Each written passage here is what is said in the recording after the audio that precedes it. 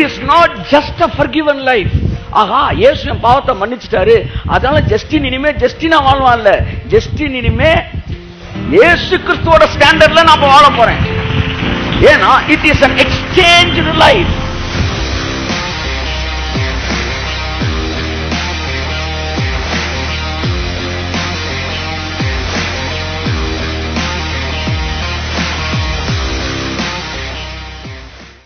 சங்கீதம் 65 வசனம் 3-4.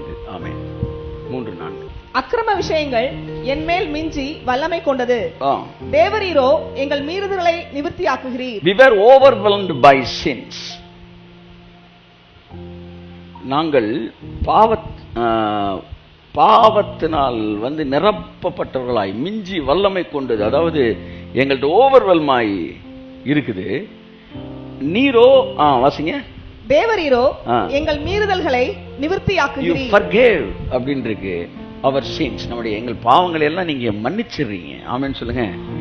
மன்னிச்சிட்டீங்க. எவ்வளவு ஒரு அந்த மன்னிப்புன்ற விஷயத்த, நிறைய விஷயங்களை நமக்கு சர்ச்சுக்குள்ள திரும்ப திரும்ப கேட்டு அதோட வேல்யூவே தெரியாம போகுது. இப்போ இதுக்கெல்லாம் நியூ வொக்காபுலரிஸ் தான் எடுக்கணும்.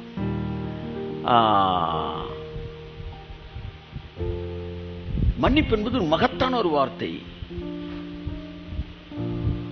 அது ஒரு பெரிய replacement. Christian life is not a changed life, it's a exchanged life.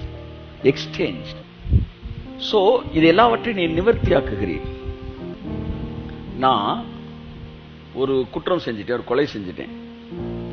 இந்த கொலை செஞ்சுட்டு செத்து கிடக்கிறேன். வில்லனை பார்த்துட்டு இப்ப நான் கதை பேசுறேன். ஏண்டா நான் சண்டே வேணான்னு சொன்னேனடா, கேட்டியா நீ? ஏண்டா கடைசியில் என்னையும் கொலகாரன் ஆக்கிட்டியடா, போங்கடா நீங்களாம் போய் வீட்டில் பிள்ளை குட்டியை படிக்க வைங்கடா, திரும்ப அருவாளை தூக்காங்கடான்னு டயலாக் பேசிட்டு என்ன செய்யறேன், அந்த வில்லனை பார்த்தே பேசிட்டு இருக்கிறேன். இப்ப என்னடா வாழ்க்கை நீ ஜெயில இருக்க போகுது. நல்லா கவனி, ஜெயில இருக்கு. அந்த நேரம் பார்த்து ஒருத்தன் திடீர்னு சைக்கிள் போட்டுட்டு தம்பி நீ இவ்வளவு நேரம் அழுக வேணாம், அந்த கத்தி என்கிட்ட கொடு, நீ வாழ வேண்டிய பையன், அந்த கொலை குற்றத்தை நான் ஏத்துக்கிறேன் அப்படின்னு சொல்லிட்டு கத்தியை கையில வாங்கிறான். இதுக்கு பேர் வெறும் மன்னிப்பு அல்ல. நல்லா புரிஞ்சுக்காங்க. அடுத்து 20 வருஷம் உள்ள இருக்க வேண்டியவன் வெளியே இருக்க வேண்டிய ஒருத்தன் உள்ள போனதுனால இந்த ஒருத்தன் அந்த குற்றத்தை அவன் ஏத்துக்கிறான்ல, இவன் எப்படி வாழ்க்கை வாழுவதற்கு தகுதி உடையவனோ அந்த வாழ்க்கையை வாழுவதற்கு அவன் தகுதி உள்ளவனாய் மாறுகிறான். நான் பேசும்போது இயேசுவை நீங்க நினைச்சீங்கன்னா உங்களுக்கு கரெக்டா தெரியும். இவன் எப்பேற்பட்ட ஒரு வாழ்க்கையை வாழ்வதற்கு தகுதி உள்ளவனாய் இருக்கிறானோ அந்த தகுதி இவனுக்கு போகிறது. இவன் ஜெயிலுக்குள்ள போனவன இவன் வெளியில இருந்து எவ்வளவுலாம் சுதந்திரமா அனுபவிக்கலாம், அதை ஃபுல்லா அவன் அனுபவிக்கலாம். இப்ப நான் என்ன சொல்ல வரேன்னா, இயேசு உங்கள் பாவங்களை சுமந்து கொண்ட போது இப்ப நீங்க இயேசு தன்னுடைய நீதியில இந்த பூமியில எப்படி ஒரு ஸ்டாண்டர்ட் லைஃப் வாழுவாரோ அந்த ஸ்டாண்டர்ட் லைஃப் வாழக்கூடியவர்களாக நீங்கள் மாறுகிறீர்கள். It is not just a forgiven life. ஆஹா, இயேசு என் பாவத்தை மன்னிச்சிட்டாரு, அதனால ஜஸ்டின் இனிமே ஜஸ்டினா வாழ்வான்ல.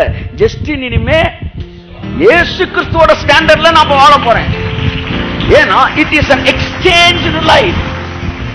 என் பாவம் போனப்ப அவர் ஜஸ்டினா மாறிட்டாரு.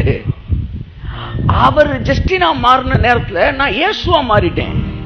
அப்ப ஜஸ்டினோட ஸ்டாண்டர்டுக்கு அவர் இருக்கும்போது நான் இயேசுவோட ஸ்டாண்டர்டுக்கு வாழணும்.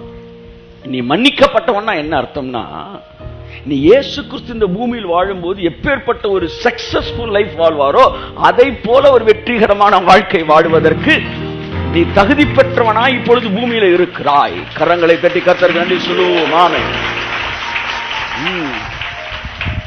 I am deserved to live a life in the standard of Jesus Christ. இயேசு கிறிஸ்துவோட ஸ்டாண்டர்ட்ல இந்த பூமியில. ஏன்னா இப்ப என் பாவம் அவர்கிட்ட போனப்ப அவர் நீதி எனக்கு வந்துருச்சு. எனக்கு மன்னிப்பு மட்டும் கிடைக்கல, எனக்கு எந்த நீதி வந்துருச்சு? அவர் நீதி வந்துருச்சு. ஒரு மிகப்பெரிய ஹிஸ்டரி ஒரு செகண்ட்ல மாற்றி எழுதப்பட்டது.